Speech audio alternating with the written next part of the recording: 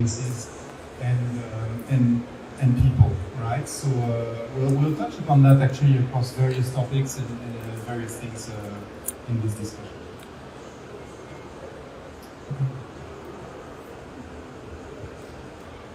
Yeah, one other. So a particular aspect into how we deal with sustainability, we are actually experimental on one end, and on the other side, and we will dive deeper into more tangible things in the next few minutes. We are extremely data-driven, right? We'll see that actually when we talk about sustainability, what's important, if we want to improve things, we need to measure things, right? We need to be able to assess, and that's actually a common link that we'll find across various topics within the sustainability area. Okay. Thank you.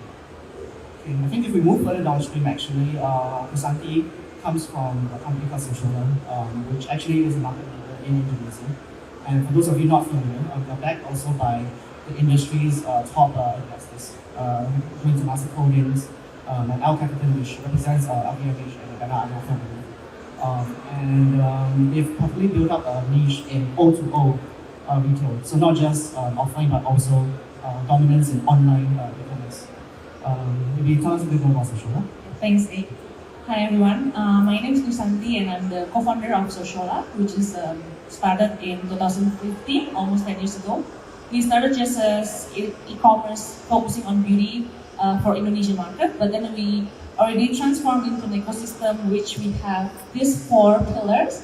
The first one and the main one is Sociolla, which is the retail. Omni-channel retailer, currently the biggest in Indonesia and maybe in the region as well. We have online platform and also of omni-channel stores. Currently we have 92 stores across Indonesia and also 10 stores in Vietnam. So we also have presence in Vietnam at the moment. The second one is Soko Super App. We're basically a tech company first, and we have this app that basically gives the user ability to connect, to create content, also to shop. So this is like a super app for beauty and lifestyle. And we also have a digital media called Beauty Journal, Gen Z, a leading Gen Z media in Indonesia for beauty and lifestyle. And the last pillar is our B2B company, which distribute product across the market and the region as well. This company, we work with a lot of international brands and local brands and help them to distribute across the country. This is basically our Soko, which houses all of our users there. We currently, at the moment, I think the number almost hit 7 million users, and it's all active users. We have more than 1,500 brands, and yeah, we have more than 3 million product, real user reviews on this platform. And Sociolla, as I mentioned before, we are basically an omni-channel retailer. We have the online O2O experience across the platform, so people can shop and deliver, and they also can do click and collect, and we make sure that people can have the discovery experience, the same discovery experience online and offline across the platform. And yeah, this is basically to show the coverage of our omnichannel stores across Indonesia. That's good. Thank you. Okay, thanks, Andy. Okay, so I think it will be difficult to find someone who doesn't know the Walgreens Boots Alliance, but Jack will give you a few minutes anyway to tell us a bit more, not just about the company, but also, as a global multinational company, how does WBA view this topic of ESG? Sure. Good morning, everybody. Or good afternoon, everybody. Let me talk a little bit about our company first, because I think people may know Walgreens Boots Alliance, but may not know that we're a kind of connected company. So hopefully you recognize our retail brands. So Walgreens, which has a massive presence in the US, Boots, that's highly present in the UK, but also in Thailand. And then we have a division called No. 7 Beauty Company, which is a mixture of our consumer brands. So brands like No. 7, Soap & Glory, Liz Earle, and they're distributed in many markets across the world. We're a sizable company, so the company turned over around 140 billion last year. We're present in 8 markets across the world. We have a huge number of employees, around 331,000 employees, and a lot of those employees are store staff in our retail business, but also pharmacists. So a big part of our business is healthcare and pharmacy in Walgreens Boots. And we have over 12,500 retail locations across the world. So we're quite a unique company in that we play in retail, we play in own brand, and we play in sort of consumer brand as well. So sustainability and ESG is really, really important in different touchpoints. So how do we look at ESG? And apologies for the corporate looking slide, but we look at it in 4 quadrants. The first one is around healthy communities, about how we give back to the communities that we operate in. The second pillar is all around healthy and inclusive workplace, about creating the best environment and diverse, equity and inclusive environment for our employees. And then the third and fourth pillar is around healthy planet and sustainable marketplace. And this is really what we're going to talk about today. So this is about how we reduce our carbon emissions and hit our net zero goals, and then into sustainable marketplace, and this is really about product. So how we are sustainable in our product choices, in our plastic consumption, water usage, etc. So this all wraps together to achieve our mission, which is joyful lives with better health.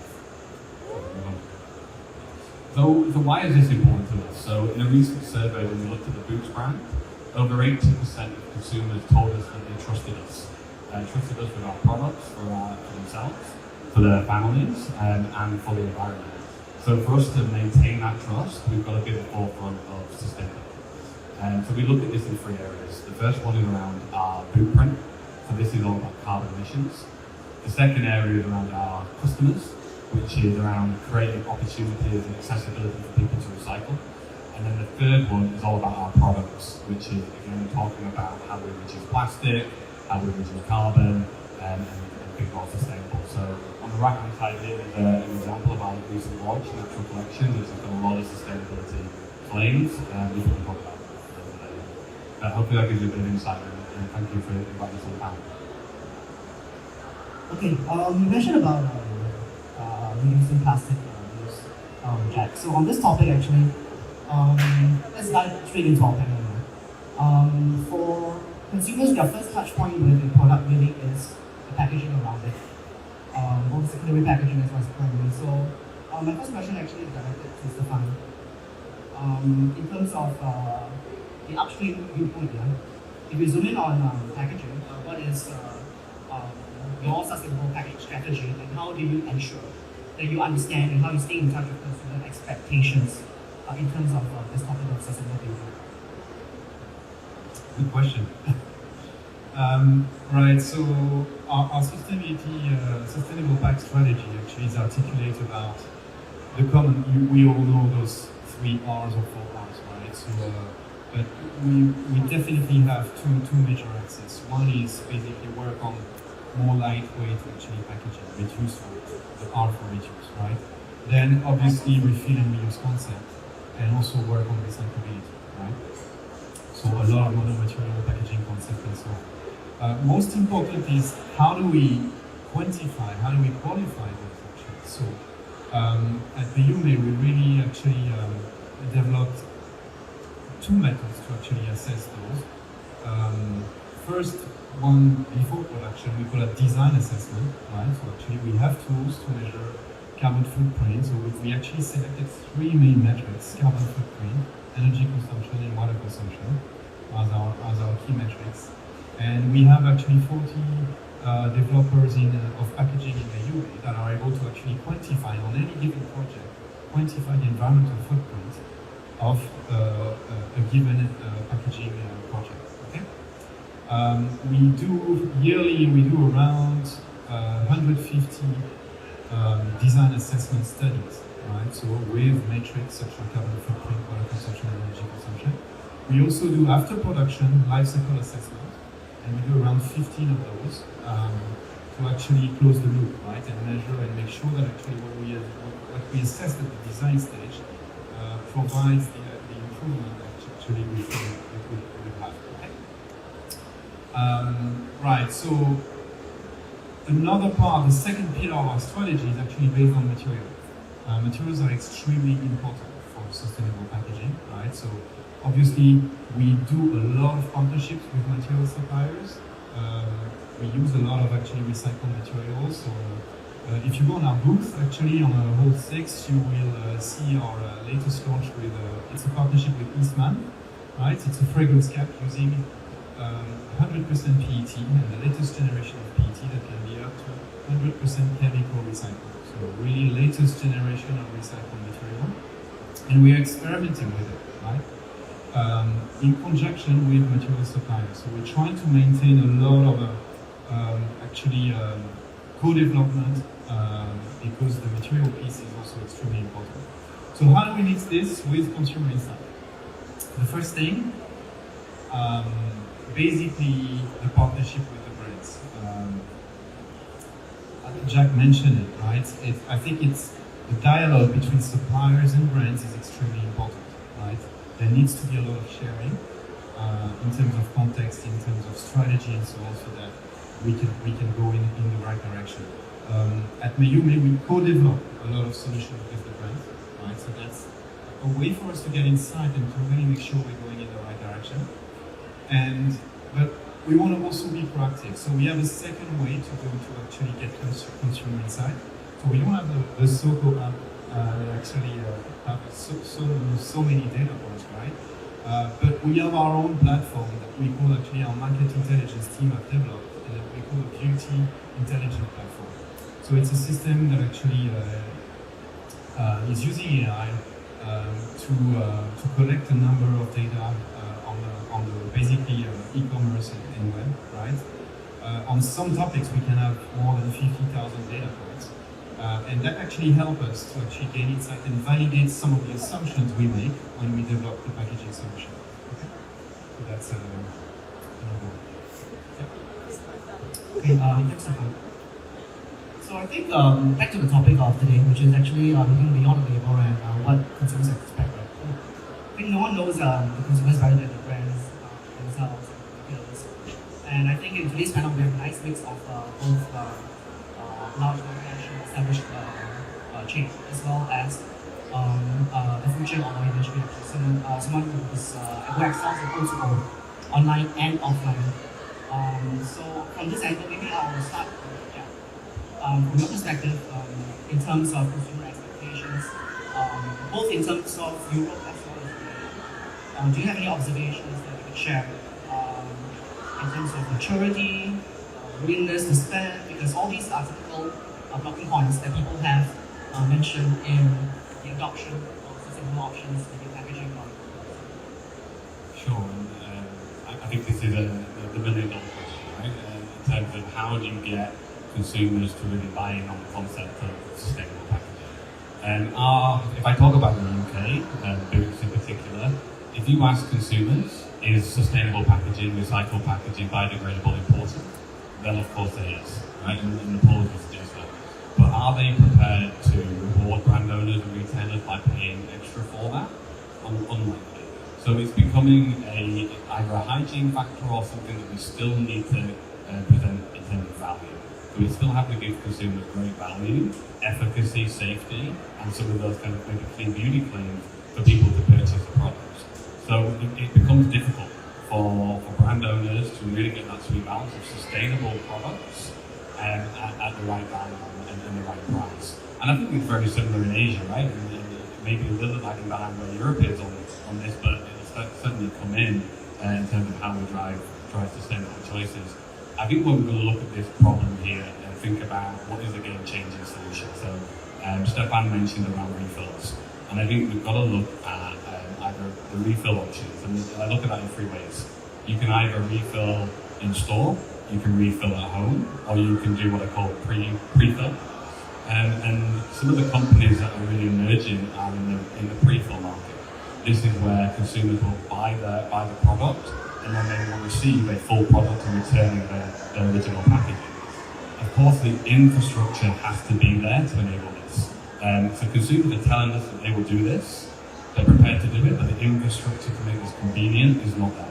So this is where we really need to invest as a retailer to advance in this space. And the last topic the point I'm raising is around regulatory and legislation. So in the UK, there is a lot of regulatory and legislation coming in around extended producer responsibilities, which is driving taxes. So if you have any PCR material below 30%, over 10 tons, you've got to pay a fine. And this is, just to give you a more order of magnitude, this is costing companies millions of pounds and is set to triple in the next few years. So this will force industry to listen and for us to take and make the right choices for packaging, and it affects us as well. So we have to be on that journey. Of course, that legislative change is not as fast in Asia, but we expect it to come. We expect markets like Thailand are talking about this. This will be a trend. It'll probably just come at a later stage. So that's some of the trends. I think you're absolutely right about the gap in terms of maturity. From the association side, of course, CTFS is a member association of the ASEAN Cosmetics Association, and while we follow closely European and American standards in adoption, but there are also other jurisdictions that are not as advanced, even Japan and Korea actually, which are very liberal and not as protective as even US and EU in terms of reach, for example, compliance. On this point actually, Chrisanti, well, your business model lies on data as the fuel, right, to drive your decisions and how you do business. What's your sense regarding Southeast Asia and Asia at large, actually, in terms of consumer maturity? Where are we? So from the data that we have, actually, as you when you ask on the sustainability, suddenly I think around more than 50% of Asian consumer prefer sustainable packaging compared to non-sustainable packaging, and more than 70% of them actually already reducing their single-use plastic. So it's kind of like shows there's a rise in the sustainable trend in the market, but it also comes with a barrier.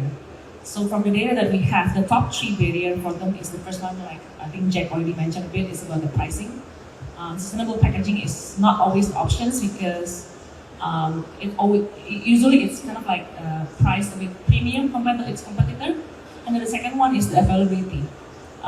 People are looking for sustainable products, but I think the distribution is not there yet. It's harder for them to find. And then the third one is the product quality. Because what we know from the survey is they tend to question about the efficacy of the product. Like some sustainable product, either it's not fully sustainable or it's not fully effective. So it kind of like comes with those 3 barriers that prevent them to tap into the sustainable product. But I think packaging is definitely one of the key factors because it's the easiest way for them to be contributing to the sustainability without reducing their consumptions or changing their habit. How about beyond packaging, in terms of maybe even the product itself?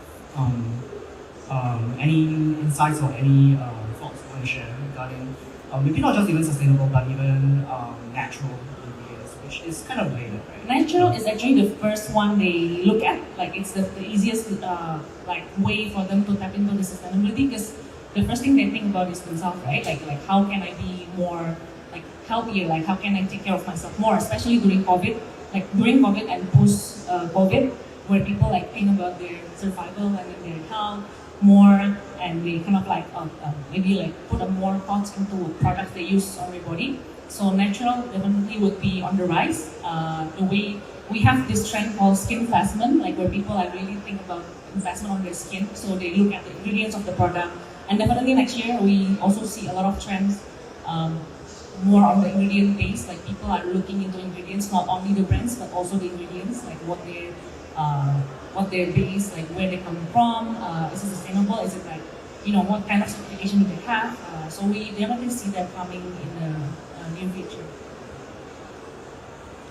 Okay, let's move on. I want to touch on a point that Stephane brought up regarding the need for cooperation between brands and also the upstream partners. Yeah.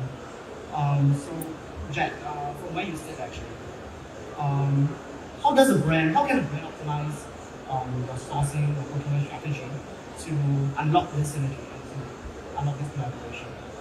Yeah, thank you. So I think we're talking here about our sourcing processes in our sustainable sourcing processes, right? So the good news is there's lots of things you can do. There's lots of things we can do. We stay out a lot of this within our WBA minimum sourcing requirements, which is something that is close to my heart and what my team helped me to do, which is ensuring that we source from sustainable and ethical source suppliers. So this is really important. We need to keep on top of emerging trends. We need to know what's important to our consumers, what's important from a regulatory and legislative perspective, but also what are the future areas of concerns. If we go back around 20 years ago, 18 years ago, we started Boots as one of the first retail businesses that worked with the Roundtable for Sustainable Palm Oil. Right? This is quite a long journey to get to the position where we are now, where all of our palm oil is RSPO certified. We look at things like our GOTS, which is the Global Organic Textiles for cotton. We all probably know how devastating cotton is for the environment and how it's wiped out huge parts of oceans and lakes in certain parts of the geography. So we work to only source GOTS certified cotton to ensure that no dangerous pesticides are used in the growing of cotton, and to make sure that's really ethically sourced. Right? We all know the dangers also of cotton from a labour perspective. So these are the sort of things on top of conflict materials. We have a really robust process that we work with our partner suppliers, and they know that very well. So we'll make sure that we only source ethical products. And then also when we look at packaging, we look to remove microplastics. So we remove all plastic from our wipes. We sell something like 800 million wipes a year. We remove all plastic from those wipes. We save something like 2,000 tons of plastic from our gifting this year. So there's lots of processes that we're doing within our day-to-day to ensure that we're more sustainable in what we do. But we don't profess to be the experts in this. We have to collaborate, we have to learn, we have to be super curious to make sure that we are on top of emerging trends, because it's a fast pace and there's areas of concerns all over the place. So hope that gives you a So, just curious, how do you remove the plastic from the wipes actually? What do you guys do? Well, we move to more natural material. So yeah. Okay, got it. That gets technical, but let's dive a bit deeper then. Stephane, you're the expert here. So, in terms of packaging design and even innovations, I think a lot of industry players, they focus on water usage as well as carbon footprint. How do you use the packaging design and also innovative material usage to minimize water usage and also carbon footprint actually? Any tips or any cases you want to share? Yeah, sure. So, I mean, the very first, it's, we can take it as simple as applying a straight application of the 3 or 4 R, right? So, I mean, the very impactful first measure to apply is a reduction of weight, right? So, as I used to say to my team, every gram counts. And when you play around with design assessment tool and so on, you realize how much 1 gram of material can change entirely the carbon footprint profile of your product, right, and your packaging, right? So this is definitely a very important point. So reducing layers, reducing volume, reducing weight. It sounds obvious, it sounds very simple, but God knows it's not done always, and we tend to forget about it, right? Just an example, we've launched this year a flagship lipstick for a very known brand. It took us 3 to 4 months of R&D to actually being able to drop the weight of the packaging by 19%. And that actually channeled into 30% of carbon footprint reduction on the whole packaging, right? And actually that fact was used by the brand as it's advertised on the website during the launch of the product, right? So I think those metrics, those things, from a generation of product to another, are definitely key. Then we have, obviously, in terms of what, we can look at different metrics, water consumption. You've just talked about GOTS, or GOT. We usually use a lot of our PET for our secondary packaging products, but sometimes we are asked to use cotton, right? And GOTS actually is a way, is a certified way to actually prove that the solution will be actually water consumption will be actually much better than a regular cotton solution. Okay. So all in all, actually, what matters in the end is the way we can measure or we can certify things. So this is definitely a way on how suppliers can work with brands. It's align on standards, and we take, for instance, GRS, GOTS, so GRS for recycle, ISCC when we look at chemical recycled bioplastics. We also have standards such as ASI for metal, for aluminium, that are very important. All that actually is an alignment across the supply chain, and it's actually a tangible way to measure and to prove that the solutions are actually reducing impact. Okay. Now, on water usage, let's pivot away from packaging. So I did read in the past, look, when we ship products across oceans, one of the things that go a lot into our product actually is water, right? So that's also the reason why formats like waterless shampoo also comes in, because if you take out the water from a bottle of shampoo, then you just ship the powder. At the point of usage at the toilet, you have water anyway, right? So you kind of don't need to ship all that water across oceans. But with this type of innovation is something that consumers are ready to embrace. Jack, I'm not sure if you have any observations on this regard, on consumer acceptance of more innovative formats, for example, powder format for hand wash, shampoos. Yeah, especially in the Asian market, we start to see this kind of products and brands are working on this kind of reducing the weight of the product itself. But it's still very, sadly, it's still very small. I think it's there's definitely more education needed for this kind of innovations. People are still looking at the trend, like the brand, and looking at the how the function of the product is the sustainability is not number one priority for them at the moment, but we hope to see more of this product as retailers ourselves.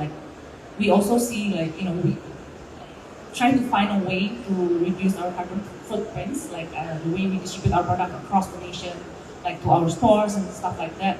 Like you mentioned about shampoos, we also do a lot of online shipment, right? And it's costs us a lot as well. So I think we really looking forward to work with more brands that trying to innovate in that kind of sense.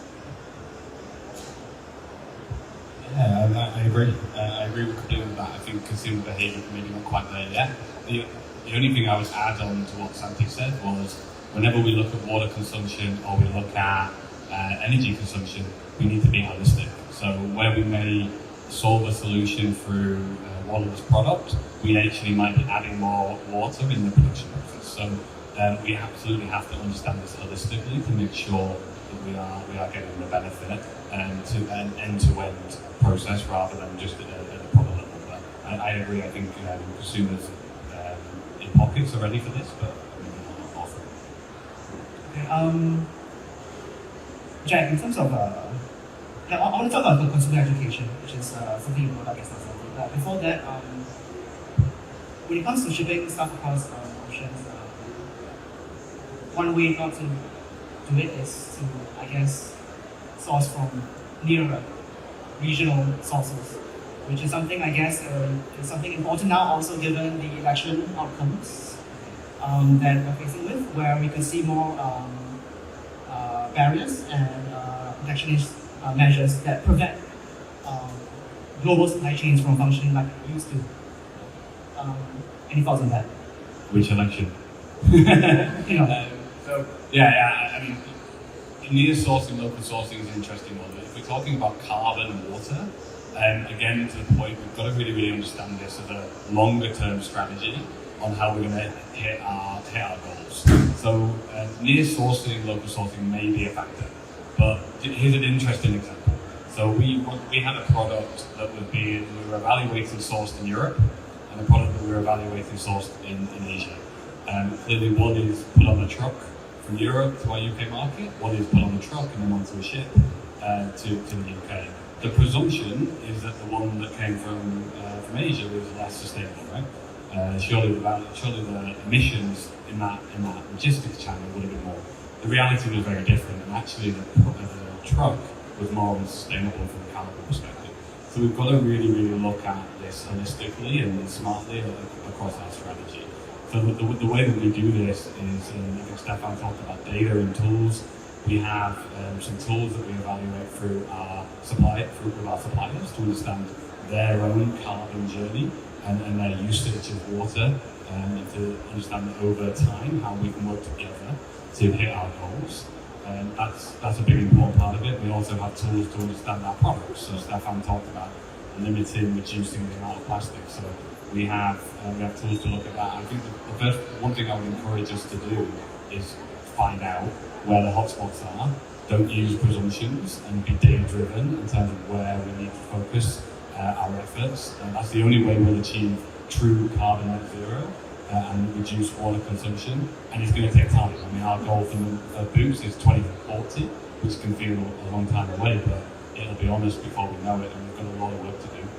We've got a lot of learning to do, and a lot of collaboration before we can get there. And the supply chain and the brands can do all the planning we want, but the key part of this actually is the consumers themselves, right? So, Santi, you touched on the point of consumer education, and with the social media aspect here also, because that's an integral part of your this model. Do you have any insights on this part or anything to share? So I think a share bit, we have this campaign back then. So as a platform that hosts millions of young consumers, we are also responsible to take a part, like to do things like the best we can, right? So the first one is education that we think is really key here. We did this campaign in it's still running. We started this campaign in 2022. It's called Waste Down, Beauty Up, because what we realized is the biggest issue, especially in the Indonesian market, that about sustainability that we can tackle is the waste. Like we talk a lot about the manufacturing and then the productions, but then what we see is the waste that we can help. So in 2022, we start a campaign called Waste Down, Beauty Up. So what we do is not only the recycling part, but we help to educate them from the beginning, which is, we have 4 pillars. The first one is we ask them to use the products before they stock up. So we encourage people not to buy things, and then especially with the trend of social media, where people are doing beauty hauls, shopping hauls, and they have tons of different serums, they have tons of different products. As a retailer, we kind of counter that idea of shopping, but it's more you need to shop smartly. Being a smart shopper is a different thing. So use up before you stock up, and then the second pillar, which is the read review before you read review first. So with our platform with millions of reviews, we encourage people to read the review based on their beauty profile. So in our platform, we have this feature called beauty profile, where people can match their skin type, hair type to the other users, so they can see the review that really connects to them. After they read the review, if they really they're really sure about the product, then the next step is try before you buy. So we encourage people to come and buy and try the product in our stores, and then the next thing is buy a minis first. I know it's a bit it's also a challenge about the packaging, but at least you don't waste the whole bottle if you don't like it. And then the last part is the recycling part. So we did this recycling station in all of our stores in 2022, which we only have, I think, around 50 stores back then. And we collected 25 plus tons of beauty waste, only beauty and personal care waste, in 1 year. And then the second year, we collected around, I think, 80 tons of beauty waste, only from our stores. So that's kind of to see the scale of the problem only in Indonesia on the beauty waste. But the challenge that we face after is because of the infrastructure is not, there yet. And there's, I think Stephane also mentioned about the weight of the packaging and stuff. We face this challenge of logistics, where we have stores in Sumatra, we have stores in Kalimantan, we have stores in the eastern part of Indonesia. And you imagine we ship them there, we ship our products to the stores, and then we need to ship back the waste, the trash back to Java for recycling, because we don't have any partners, local partners to do the recycling, right? So I think that's the main issue that we face on that part. So we like consumer were asking like why why is it so hard to recycle in Indonesia, and we actually stopped some of the recycling points in some of the cities because of that issue. Like logistically, it's just impossible like to ship back. Like the cost rocketed so high that it's just doesn't make sense, right? It creates like the problem of sustainability rather than just profit. So I think education, like making sure that not only like one party get involved in it, but like all of the other partners also like work together to solve this. I think for context, for those of you not familiar with Indonesia, east to west, China is about 3,000 kilometers long. Indonesia is 5,500 kilometers. Like islands. Yeah, it's because it's all islands. So actually even longer than the United States. And it's all islands. So if you want to recycle, then it's a bit challenging, or even to deliver products. Yeah, so I think the issue with packaging, like the weight and like how it made, it's kind of like need to be holistically, you need to think holistically about that, because it's not just you can buy anything and then you recycle it at the end, because recycling also creates another issue. Got plenty more questions, but I want to give the audience a chance. If any of you have questions, please raise your hands. We'll get a mic to you, so that you can ask or list some of your queries. Anyone? If not, then I'll take.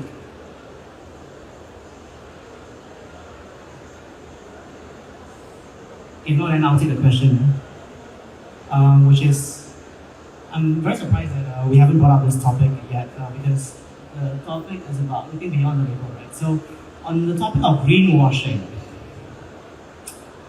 I wanted to ask the panelists, have you seen anything interesting? Is it a problem actually? Is greenwashing a problem in the industry? Have you seen anything about it, and how do you think we can deal with this issue or this problem? I think we've all seen examples of this, right? In the market. We know there's a problem. I think that some previous examples a few years ago with some well-known brands that were doing some greenwashing and come out in the press and etc. has discouraged such activity. So we definitely see it, and as a company we really try to avoid this and try to, even some of the claims like biodegradability, right? It's something that we use cautiously because we know that it can cause a problem in the recycling chain, and it can cause consumers to think the wrong thing about the product. So, if it's biodegradable, does that mean that I can just throw it anywhere and it's biodegradable for the environment? Of course not, right? So, I think we have to be really careful about what we claim and be really genuine. And as an industry, we've got to own that. Otherwise, we're not going to be trusted. So, I think we've all seen this event. I wouldn't want to pinpoint any particular area or brand, but we definitely try and avoid it from a producer perspective. I agree with that. I think just to share a bit, like in Indonesia specifically, recently there's a big issue coming up about over-claiming ingredients. So I think I don't think it's a long time until people like starting to realize like about this, like brands like over-claiming about their sustainability commitment, and yeah, especially with the social media trends when people like it's so easy for them to find out about information and share about information. I think brands should be, if they committed to the sustainability cause, then it's really important to be honest and to be authentic, and work really closely with the regulatory and also like with the manufacturer, of course, like to make sure that the certification are all there, like the claims are all there as well. Right, we have a question from the floor. Hi, I wanted to see if you had any comments on your experience and the acceptance and interest from consumers on refillable packaging for products. Right. Stephane, do you want to start? Yeah.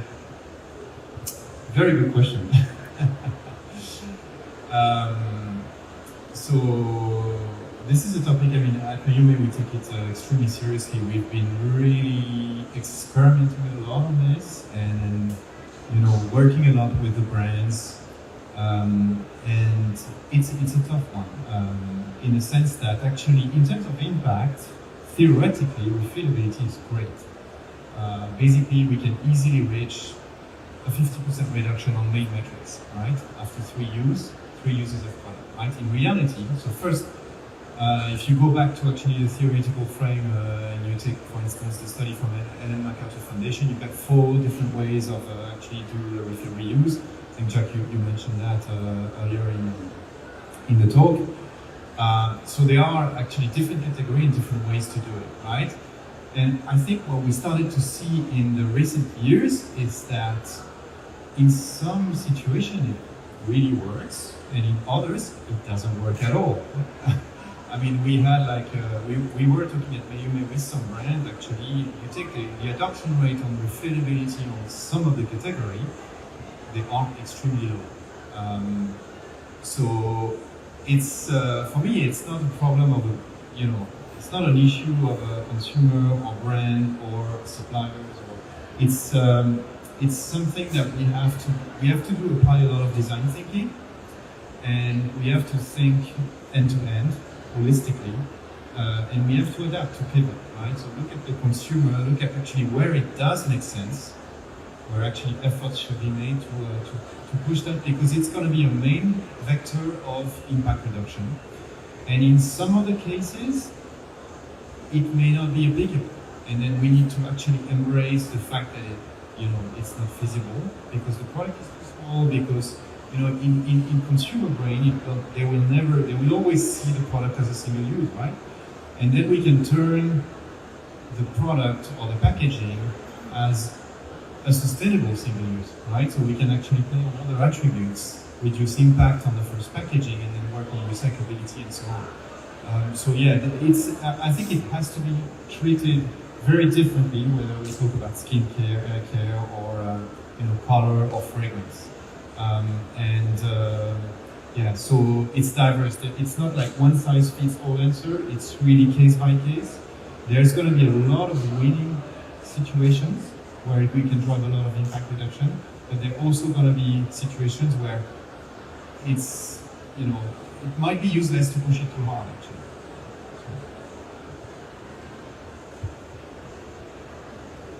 Yeah, just one point I would add, I agree with everything they've said. I think it's going to take some brands to be brave in this space, because if you get it right, you've got loyalty, right? So if you have people that are locked into your refillable or pre-filled solution, then you've got that person in your brand, right? And you're going to keep buying and buying and buying. So I completely agree with what Stephane said. It's tough. We do see some companies in the UK, for example, that are starting to push into this space, interestingly around coffee cups and things like that, and they're trying to create lots of convenience around where you can just replace your coffee cup. Industry and categories like that will probably have to lead, and then some other categories that we work on will follow. But I think it's going to take some bravery, but if you get it right, then it's the only way to game change on recyclability, in my opinion. It's going to take time. Just adding a bit on the point, I think from our experience, like it really depends on the product usage. Like for a high usage product, high repeat purchase product, like makeup, where you just you're gonna use the same shades over and over again. I think we see a lot of application on this, especially like the cushion refills, foundation refills. But I think the key points that we see from the consumer perspective is how can you, other than reduce the packaging, also reduce the cost? Like, is it gonna be like more affordable for me? Is it gonna be more efficient for me to buy? Like, is it gonna be like helping me and also helping the environment? Like, if you can find that formula, like, I think it will work well, other than just just reducing the packaging. If you want to look at some refillable packaging, we have some at booth 6E12 Alpha. Come visit us after. But thank you for your time today, and please join me and give our panelists a round of applause.